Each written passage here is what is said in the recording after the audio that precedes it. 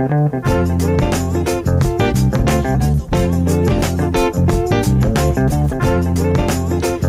hello, everyone, and welcome to the very next episode of The Remedy with Tova Sido and Janice Gaunt and Tom Bridwell. hello, everybody. how's everybody today? Really good. I like that noise, Tom. It's like a quiet whistle. The golf whistle. That is the golf whistle. Oh, are you going to be watching the Waste Management this weekend? Yes, I'm looking forward to it. And I can't believe they called off the Pebble Beach Pro-Am. Wait, it was supposed to be postponed today. What happened? Gave it to Wyndham Clark. He just won? He just won. They called it after 3 rounds. Because inclement weather? Yes. They were expecting winds. There's so much rain coming. Rain too. and then winds of like 60 miles an hour, which is insane for that part of California. Wow. Yeah, and there's anticipating some flooding. I think there's... It's sad to say, but that golf course is probably not going to be around for another 50 years. You really think so? I mean, just because of its proximity to the ocean and I don't know. 50 years. I feel years. like golf is going to be one of the first things to go when the water wars start. I don't mean to go all girl that went to lunch with us that one time.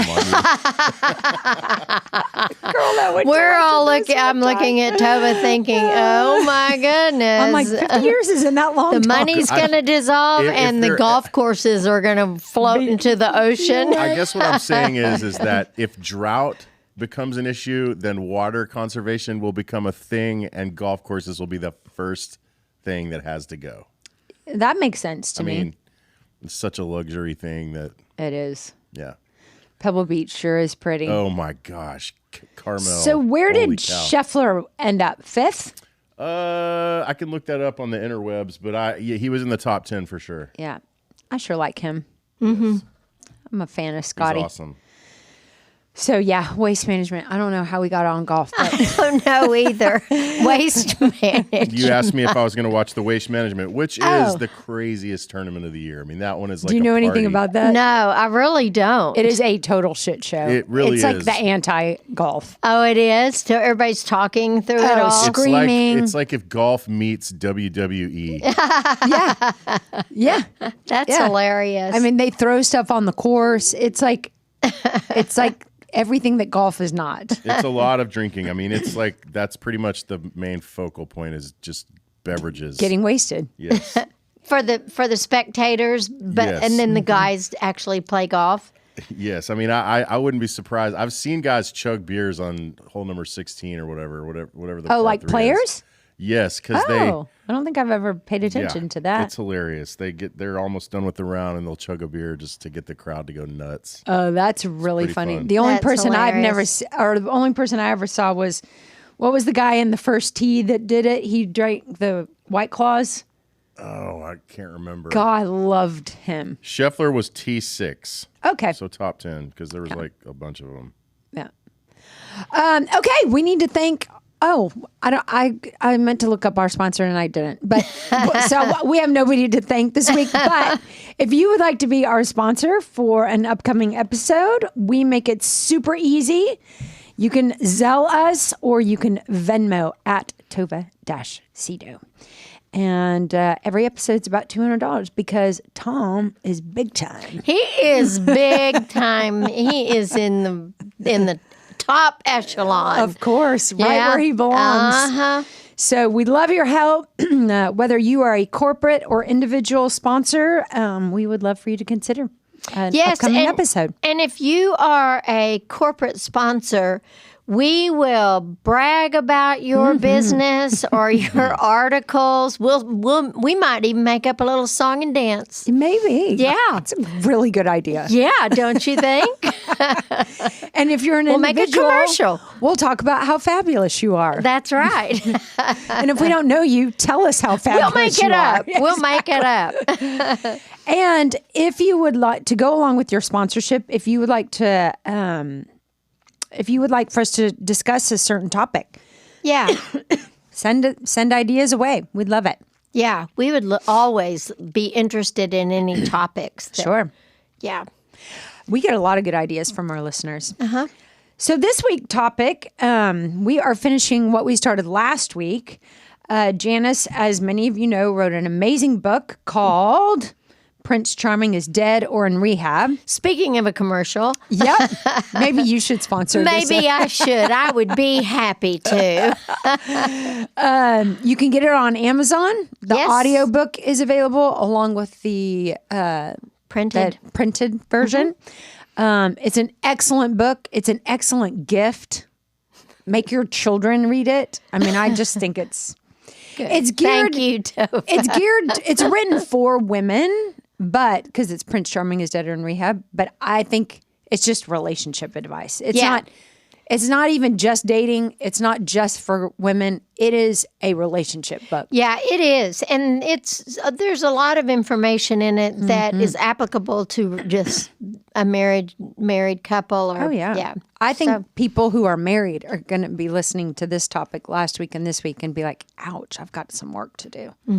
I mean, if you're in a relationship, it's just sometimes it can get toxic. It can. Yeah. Because relationships are made up of humans. Yeah, and that's the problem. Yeah, that is the problem. So last week we ended with number 11, your friends and family express concern about the relationship. Janice gave great advice to heed, listen to your family, your loving friends and family who have the guts to tell you. So you want to start with 12? Sure. His words and behaviors are not congruent. Absence of trust. I think of all of the things that are the most difficult to handle in a relationship is if there is an absence of trust. It would drive me crazy. I don't think you can have a relationship. I don't either. Well, I don't think it's going to be a good relationship, a happy relationship. Yeah.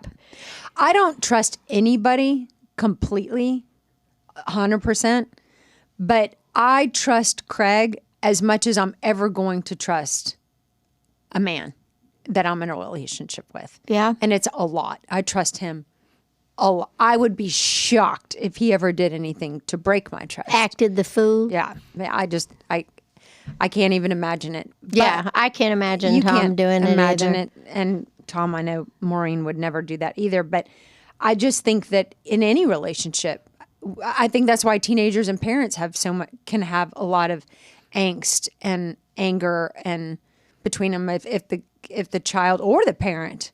I mean, parents do things that lose the trust of their children. Yeah, they really do. And I've told people compromises the relationship. Yeah, I've told people, like if let's say a couple comes in and the guy has cheated on in the relationship and she's like and he's like, well, she needs to trust me again, and I said, look, this is how trust works. I would spit out the contents of my Stanley Cup if a man said that on my couch.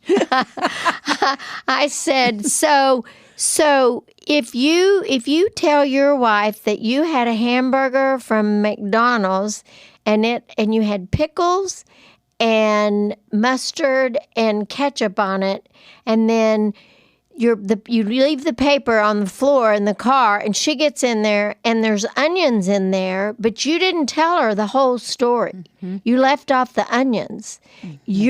You are creating an opportunity for her to mistrust you. Yeah, to be afraid of what she doesn't know. Yeah. So I think that this is so important in a relationship. I think it's imperative. Sometimes women in a relationship will spend money and then deny having spent the money, or, so it just goes both ways. Yeah, it definitely does. But it's just really important. It's important that teenagers do this with their parents. It's a vital and essential component of having a peaceful relationship. Yeah. I would hate it if I didn't trust Tom. I couldn't do it because it would give me such a stomachache. Yeah. If I had to worry about where Craig was and who he was with and what he was doing, I would just, I've been in a relationship like that and I had a stomachache. I don't ever want to have that feeling in my stomach again. It's terrible. Ever, never, ever, never, ever. Yep. I'd rather be alone. Oh, yeah, for sure. Mm-hmm. Yeah.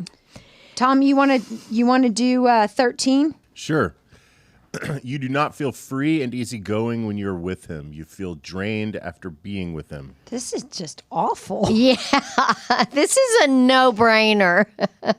I mean, but I think That's I sad. think that sometimes what happens in relationships, especially after they've been in it for a while, is that some people get really irritable and not and toxic in the way they treat one another, and that is what makes it so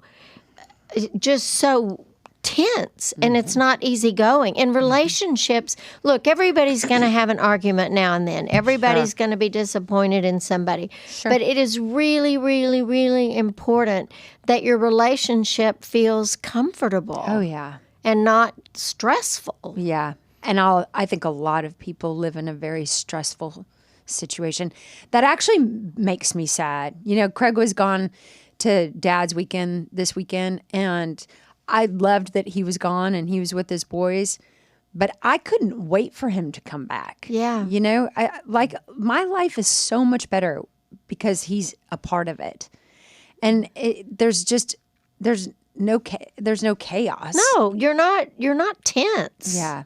I mean, feeling sad drained, word. yeah, that'd be terrible. Mm-hmm. Yeah. I think people should fill our cup, not take from it. Stick a hole in that cup. Yeah. Okay, number 14. He or she offers what they call constructive criticism. Like, should you have that extra piece of pizza? Oh, that would not be good. It's like a subtle Oh, jab. it's such a But jab. there's actually nothing. No, I don't think there's such thing as a subtle jab. No, I don't either. But I mean, this does happen. A lot. Especially, I think it could be women with men or men with women. Oh, yeah. But I've if seen it. somebody was wanting their partner to have a different body look or whatever, then they start making those sort of critical suggestions. It's mean. It's really mean. Yeah. I had one couple on my couch, and the woman was like, he's sitting right there. He's just so fat and bloated, and it's disgusting. I find him disgusting. And I'm like, that is a verbal assault. Yeah, it's terrible. It's terrible. Yeah. If Craig tried to tell me that I couldn't have another piece of pizza, I think I'd start laughing. He would just never say that. It's just so Tom bad. wouldn't either. Okay, next. 15, you do not feel like you can be yourself. This is essential for people to understand this, because if somebody is doing a makeover in their head about someone and they are starting to try, the person is trying to control them to turn into somebody different, it's terrible. Because what they're doing is they're actually giving you the message that you are not okay. And I think that this is really essential if you have teenagers or college kids that are dating.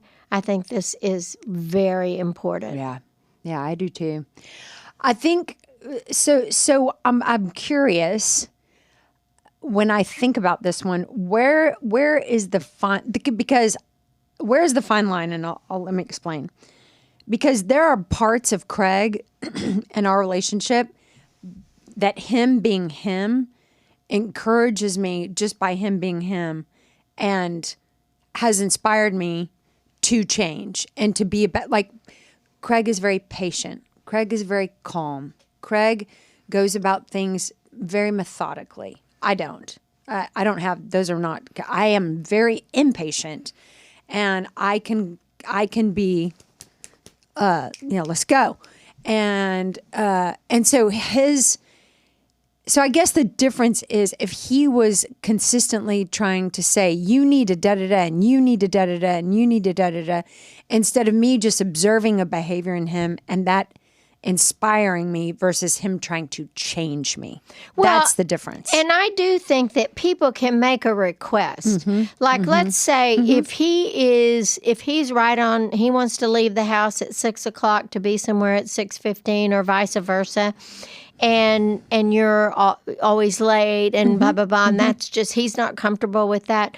Then I think that we can make requests of our partners, like saying, hey, I know we're going to meet so-and-so for dinner at 6:30, so it's really important to me that we leave here by about 6:15. I just don't want to have them waiting.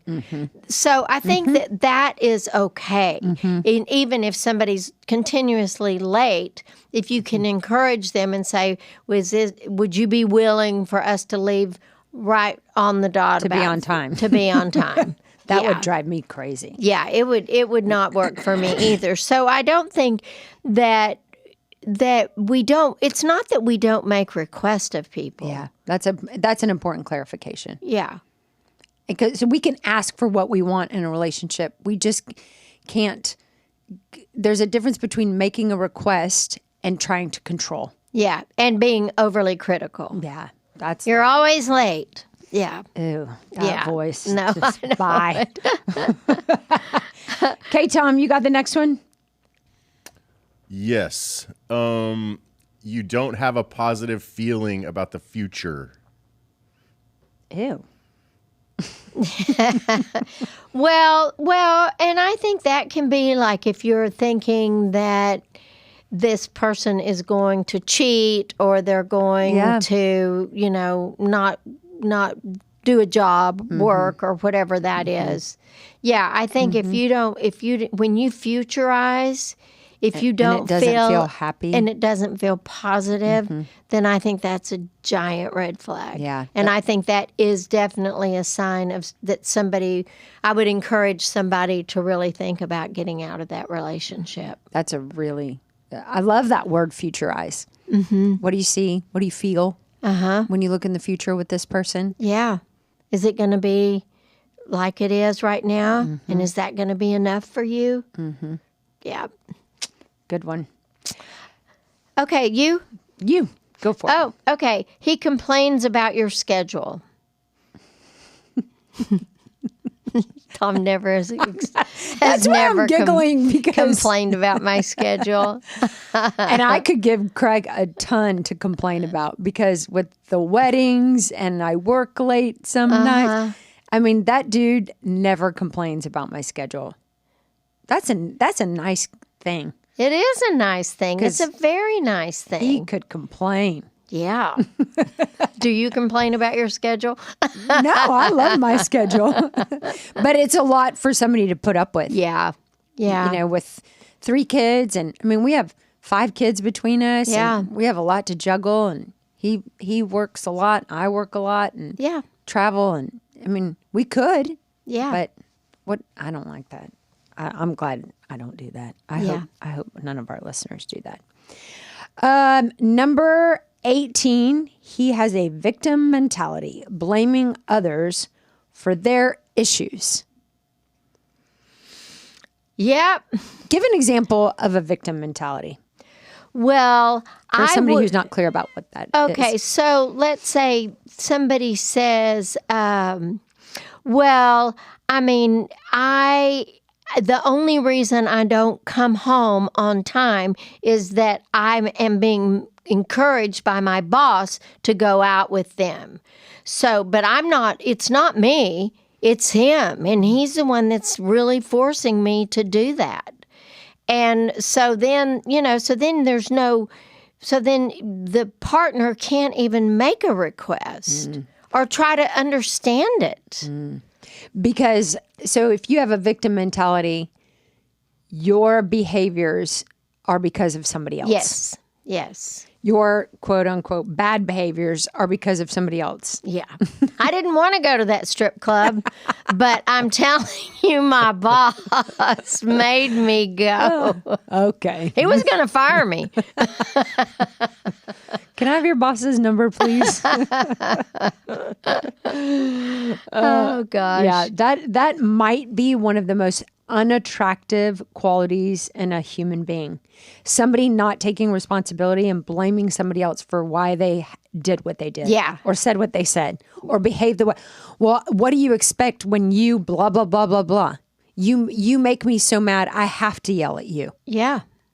I mean... That happens. Oh, it sure does. It sure does. So I think that's a really important one. Yeah. Okay, Tom, 19.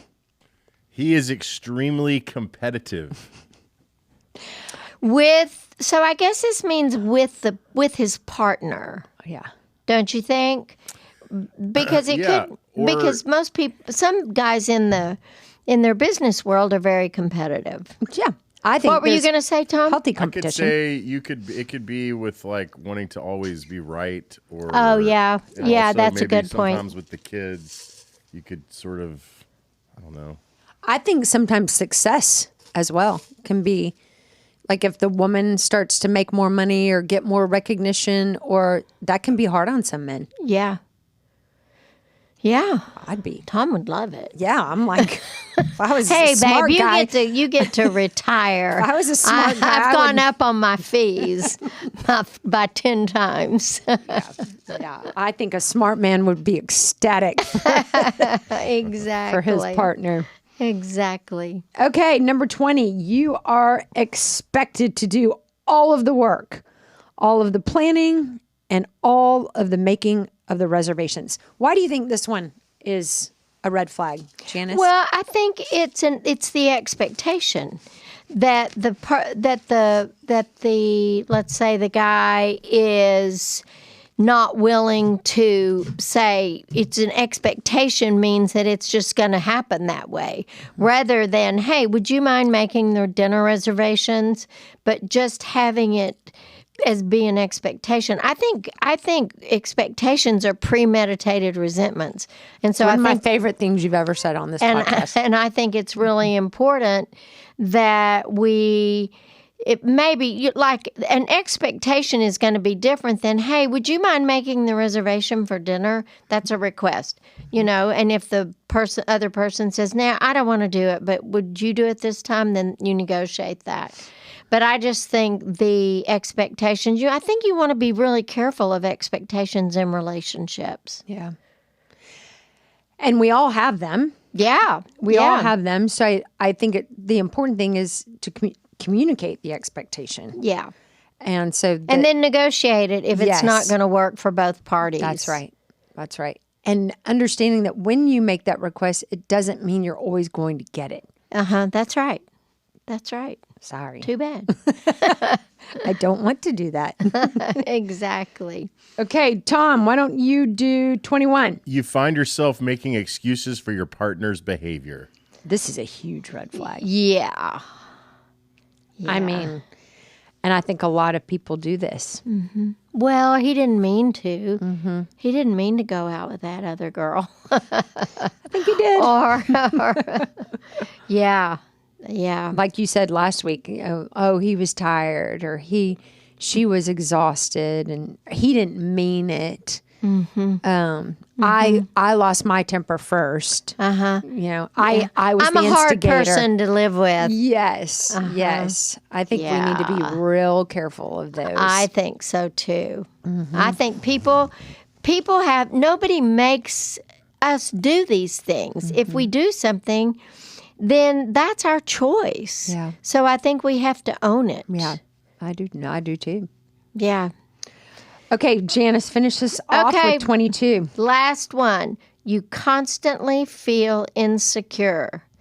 Run for the hills. Have you ever experienced a friend or a family member that was like a bright light and real confident and extremely at peace with who they were, and then they got into a toxic relationship and it changed them Totally and changed made them feel insecure? Yeah. And that what happens with that is then somebody has beat you down and has created this insecurity or criticized you for doing things instead of encouraging you. Building you up. Yeah, building you up.